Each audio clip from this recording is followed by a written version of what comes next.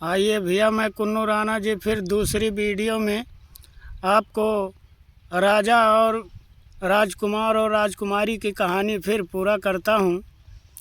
और कैसे कहते हैं कि जब राजा का लड़का अपने राज्य से घोड़ा लेकर भगा तो दूसरे राज्य में पहुँच गया, और दूसरे राज्य में पहुँच गया तो एक अजनबी कहानी देखता है कि जो अक्सर लोग कहानियों में कहा करते हैं। एक हाथ का काकर देखा और उसमें 9 हाथ का बिया लगा हुआ था, तो देखकर बड़ा इसे आश्चर्य हुआ। फिर आगे चलते चलते देखा तो एक बगुली तालाब में बैठी है और वो मछली खा रही है और कंठी भी जप रही है। ये देखा तो बड़ा आश्चर्य हुआ। फिर आगे जाकर देखा कि एक बंदर गाना गा रहा है और खंजड़ी बजा रहा है। ये भी देखा तो बड़ा आश्चर्य हुआ। फिर आगे जाकर देखा तो एक नदी थी, जिस नदी में एक सोने की नाव खुद इधर पे आती है और उधर जाती है, उधर पे आती है, इधर जाती है। सोने की नाव खुद चलती है। इसे देखकर बड़ा आश्चर्य हुआ। तो आगे और जब बढ़ा तो जाकर देखा कि एक बोर्ड में लिखा हुआ है कि जो ये प्रश्नों को पूरा कर दिया जाएगा उसे इस आधे राज्य का मालिक बना दिया जाएगा और राजा के लड़की की शादी कर दी जाएगी। जब इसने पढ़ा तो कहा इसे तो मैं पेश कर सकता हूँ क्योंकि ये चीज़ तो मैंने अपनी आँखों से देखा है। ये जाकर वहाँ के राजा से अर्जी लगाया और कहा कि राजा साहब, मैं ये चारों सवाल पूरा कर सकता हूँ। राजा ने कहा कि ठीक है, तुम पूरा कर सकते हो तो ये चारों सवाल चलकर मुझे दिखाओ और मैं तुम्हें आधा राज्य दूंगा और अपने लड़की की शादी कर दूंगा। लेकिन एक शर्त है कि अगर ये पूरा नहीं हुआ तो तुम्हें हमारे घुड़सवारी में काम करना पड़ेगा। राजा का लड़का कहा ठीक है, चलिए। तो ले जाकर जब देखा तो उस नदी में नाव ही नहीं थी, तो इससे बड़ा आश्चर्य हुआ। फिर आगे जाकर देखा तो भैया वहाँ ना बंदर है ना कोई गा रहा है। फिर और आगे जाकर देखा तो ना वो बगुली है कि वो खा रही है और कंठी जप रही है। फिर और आगे जाकर देखा तो वो काकर भी नहीं है। राजा ने कहा तुम्हारा एक सवाल भी पूरा नहीं हुआ है और अब तुम्हें हमारे घुड़सवारी में काम करना पड़ेगा। राजा इसे कैद करवा दिया और ले जाकर इसे घुड़सवारी में लगा दिया, जिसमें ये घोड़े का सेवा करे, घोड़े का लीद बहाए, यही इसका काम लग गया। अब ये उसमें रहते रहते एक राजा का लड़का होकर बहुत परेशान हुआ। तो जब इतना परेशान हुआ तो वही घुड़सवारी के पास जो राजा का सेवक रहता था, उस राजा के सेवक से एक खत लिखा और खत लिखकर कहा कि ये हमारे पिताजी को हमारे राज्य में पहुंचा दीजिए, आपका बहुत एहसान होगा, आपको बहुत मुँहमांगा इनाम देंगे, मैं भी एक राजा का लड़का हूं। अब राजा का वो नौकर बहुत खुश हुआ और वो पत्र ले जाकर इस राजा के राज्य में पहुंचा। तो जब इस राजा के दरबार में पहुंचा तो राजा साहब कहीं अपने काम से चले गए थे। इसने पूछा कि आपके राज्य का राजकुमार ये खत भेजा है। तो जब खत का नाम सुना तो वही राजकुमारी आई और अपने हाथों में खत लिया और खत में इसने अपने सारी दास्तान लिख दी थी कि हमारे साथ ऐसा ऐसा हुआ है और मैं यहाँ घुड़सवारी में काम कर रहा हूँ, पिताजी मुझे किसी तरह छुड़ा लीजिए। जब इतनी बात रानी ने पढ़ा और सुना तो बड़ा दुख हुआ कि मेरा पति बहुत कष्ट में फंसा हुआ है। फिर वहीं से ये राजकुमारी ने मर्दाना भेष रखा और मर्दाना भेष रखने के बाद ये घोड़े पर सवार हुई और घोड़े पर सवार होने के बाद जाकर इसने एक बाज़ार में पहुंची और उस बाज़ार में एक चाकू लिया और चाकू लेने के बाद इसने एक बाज लिया और बाज लेने के बाद एक कुत्ता लिया। कुत्ता लेने के बाद एक छीनी और हथौड़ी लिया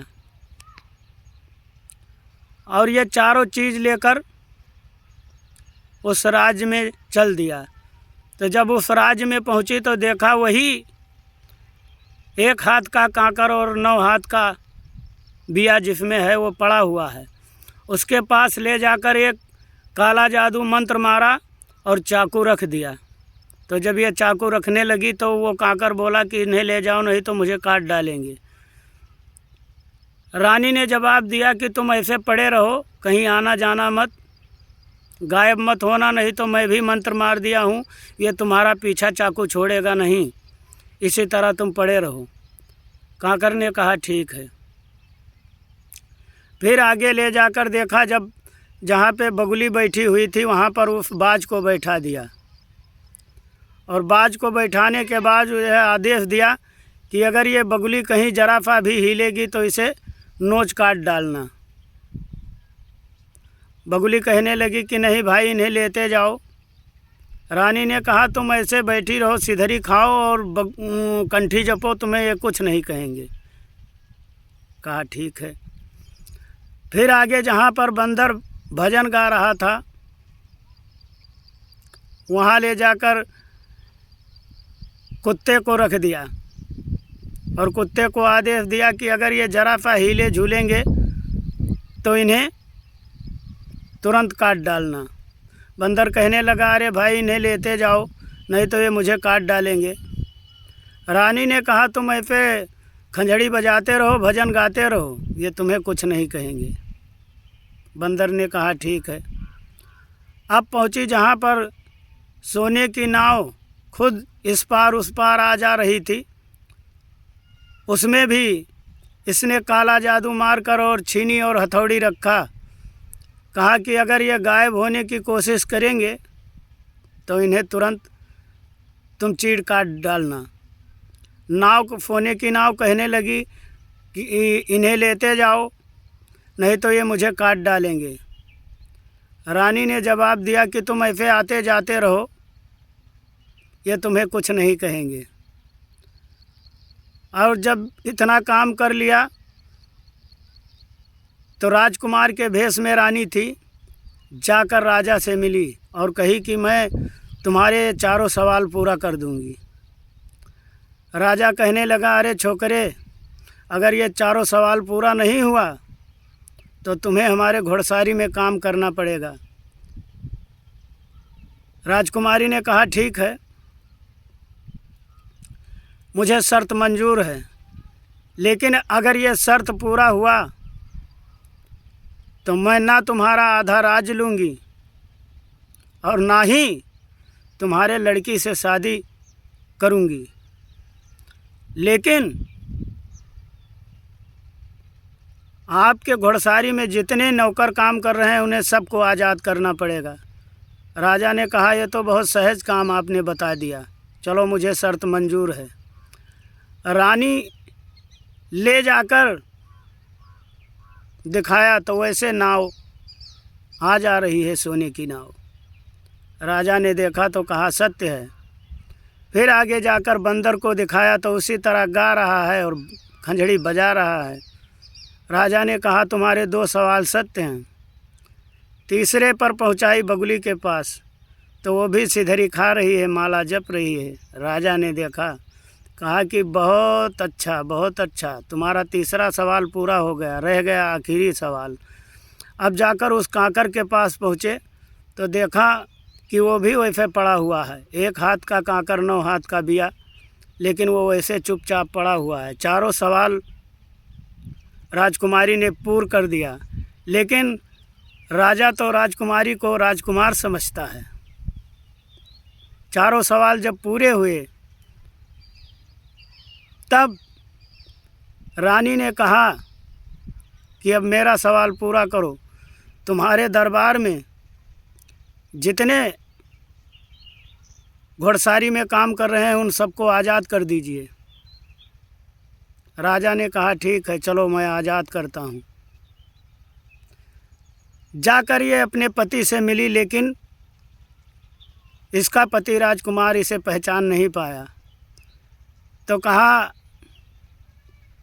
कि आप भी आज़ाद होना चाहते हो? तो ये बहुत परेशान था। कहा प्लीज़ भाई साहब मुझे भी आज़ाद करवा दीजिए।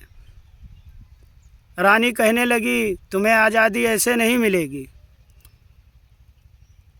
एक तांबे का पैसा मंगाया और तांबे का पैसा मंगाकर और उसे खूब लाल किया और लाल करने के बाद इनके पुट्ठे पर रख दिया, और जब इनके पिछवाड़े पुट्ठे पर रख दिया तो वही पैसे का दाग बन गया और इन्हें वहाँ पे आज़ाद करवा दिया। आज़ाद करवाने के बाद ये घोड़ा लेकर वहाँ से भगी, और उसके बाद में जब आज़ाद हुआ तब राजा का लड़का भी अपने राज्य में पहुँचा, और जब राज्य में पहुँचा तब राजा ने अपने लड़के को बुलवाया, और जब अपने लड़के को बुलवाया तो राजा प्रश्न करने लगा कि तुम इतना दिन कहाँ थे? तो राजकुमार ने जवाब दिया कि मैं एक राजा के यहाँ बहुत अच्छा काम मिल गया था, लेकिन क्या करूं पिताजी, आपके मोहब्बत में चला आया। तभी उस राजकुमार की राजकुमारी पहुंचकर और कहा कि तुम्हारे साथ तो बहुत ज़्यादा दुर्दशा हुआ है। कहा ऐसा कुछ नहीं मेरे साथ हुआ है। कहा तुम कल भी झूठे थे, आज भी झूठे हो, क्योंकि तुम्हें आज़ाद कराने वाला कोई दूसरा नहीं, मैं ही हूँ। राजकुमार कहने लगा ऐसा हरगिज़ नहीं हो सकता। तब राजकुमारी ने कहा कि अपना दाहिना जंघा दिखाइए जहाँ पर मैंने पैसे को गर्म करके दाग दिया था। मैं जानती थी तुम मानोगे नहीं। तब राजा का लड़का उस राजकुमारी की बात माना, और जब बात माना तब राजा ने सारी दास्तान अपने लड़के को बताया। तब राजकुमार बहुत खुश हुआ कि मैं बहुत भाग्यशाली हूँ जो मुझे ऐसी पत्नी मिली। धन्यवाद भैया। यहीं से हम इस कहानी को विराम देते हैं। यदि आप लोगों को हमारा कहानी अच्छा लगा हो तो लाइक कमेंट शेयर ज़रूर कीजिएगा। धन्यवाद।